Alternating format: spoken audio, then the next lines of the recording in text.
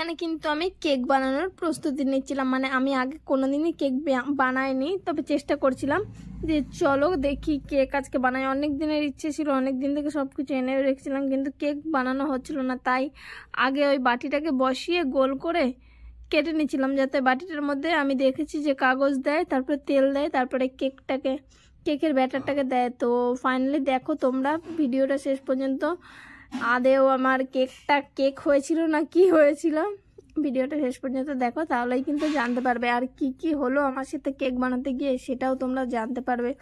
First time কার কার কোনো কিছু অভিজ্ঞতা এরকম হয়, মানে কোনো কিছু নতুন রেসিপি বানাতে গেলে অবশ্যই আমাকে কিন্তু কমেন্টে জানিও। আর আমি কেকের ভিডিওগুলো দেখে ভাবতাম যে কেক বানানো এ তো কোনো ব্যাপারই না, কত সুন্দর কত কিছু একসাথে মিলিয়ে দিল, তারপরে কত সুন্দর একদম সুন্দর দেখে কেক হয়ে গেল। কিন্তু সত্যি কথা বলতে বন্ধুরা, আমি যখন নিজে বানাতে গেলাম, মানে কোনো কিছুই এত সোজা না, হয়েছে না হয়নি কেকটা তোমরা লাস্টে জানতে পারবে। দেখতে থাকো ভিডিওটা পুরো। আর যারা যারা আমার চ্যানেলটাকে এখনও সাবস্ক্রাইব করেনি তারা আমার চ্যানেলটাকে সাবস্ক্রাইব করে দাও। সাবস্ক্রাইব একদম বাড়ছে না, লং ভিডিওতে তো ভিউ হচ্ছে না, শর্টসে তাও ভিউ হচ্ছে। হ্যালো বন্ধুরা, আজকে আমি বানাবো হচ্ছে বাড়িতে কেক। আমি আগে কখনো কেক বানাইনি, আর আমাদের বাড়িতে আগে কখনো কেক বানানো হয়নি। অনেকদিন থেকে ইচ্ছে ছিল যে কেক বানাবো, কিন্তু আমার একটু ভয় ভয় লাগতো যে কেক তো ডিম দেবো, কেমন হবে না হবে। তো আজকে আমি এগলেস কেক করব, ডিম দেবো না, এমনি প্রথমবার বানাচ্ছি, ট্রাই করি দেখি কেমন হয়। তো তোমাদের সাথে শেয়ার করছি, তোমরা ভিডিওটা দেখতে থাকো কেমন। দেখো আমি একটা বাটি নিয়ে নিয়েছি, এবারে বাটির মধ্যে প্রথমে দেব হচ্ছে ময়দাটা। দেখো ফোনটা অনেক কষ্ট করে সেট করেছি, আমার মুখ কেটে গেছে, যাই হোক।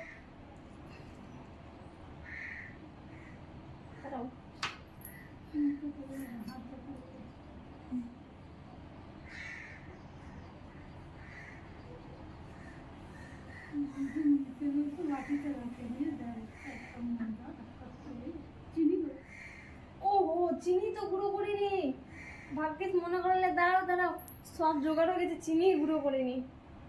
দাঁড়াও, এই যে 1 কাপ ময়দা দিলাম, তারপরে গুঁড়ো করছি, এবার ময়দাটা দিয়ে যাই নাকি।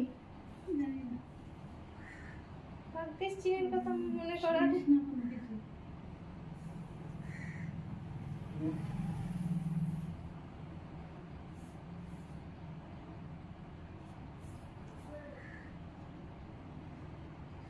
দু কাপ ময়দা দিলাম, আর একটু দেব, এটা দিয়েই দিই।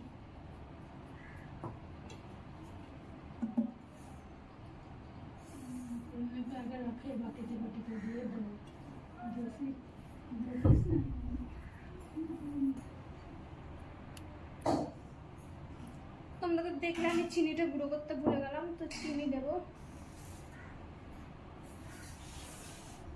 1 কাপ।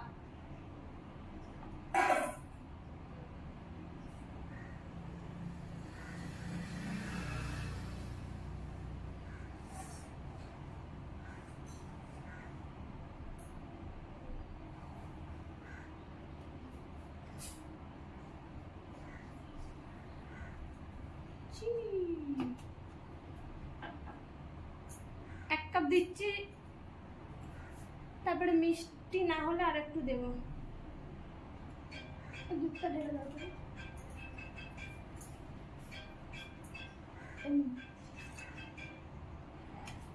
এইটা একটু দাও। বেকিং পাউডার আর সোডা কতটা দিতে হয় আমি তো জানি না।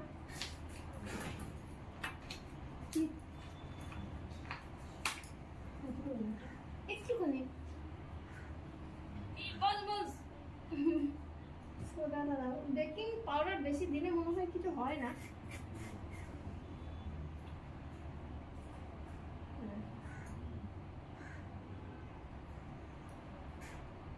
বেকিং পাউডারটা একটু দাও,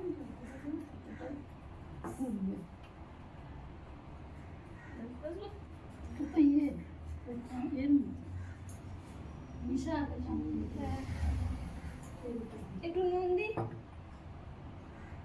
হালকা নুন, হালকা একদম।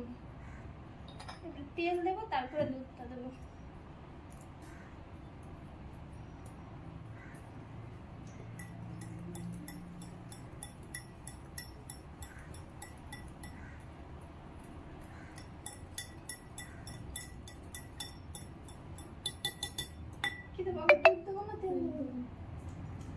এগুলো মাখবো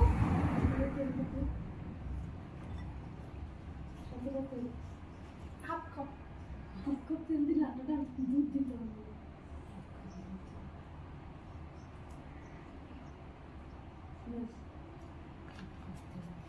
দিলাম তেল ঢেলে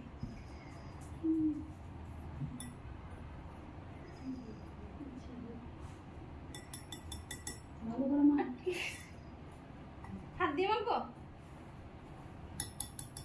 আটকে গেছে, হাত দিয়ে মাখলে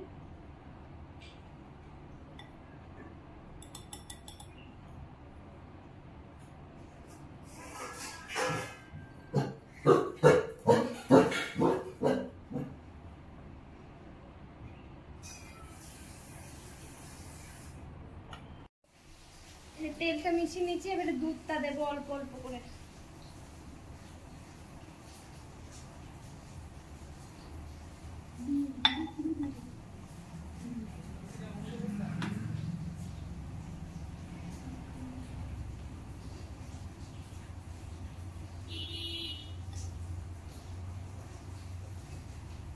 আরো লাগবে তো,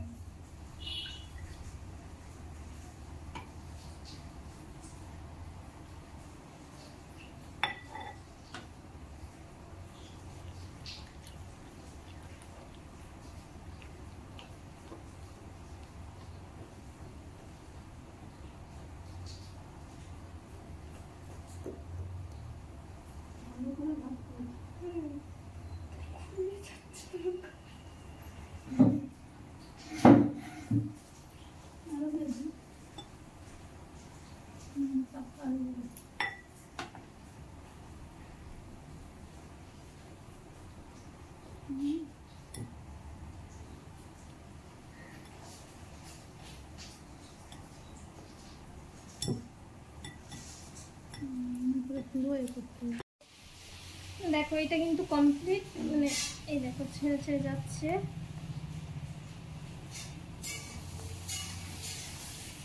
সুন্দর হয়েছে, জানি না খেতে কেমন হবে।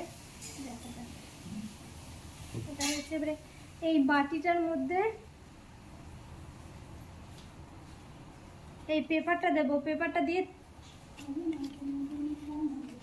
হ্যাঁ ওই স্টিলের বাটিটা দাও দিয়ে, এই বাটিটাতে হবে না মনে হচ্ছে, স্টিলের বাটিতে দেখি, দাঁড়াও। আগে যে বাটিটা নিয়েছিলাম ওই বাটিটা একটু বড় হয়ে গেছিল, তাই এইটাতেই তেলটা লাগিয়ে নেব।